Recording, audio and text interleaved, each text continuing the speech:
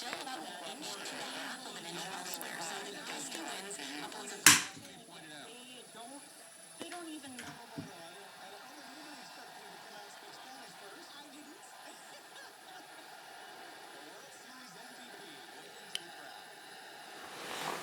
Isn't an option.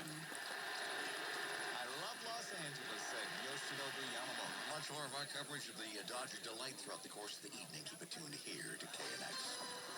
9:50.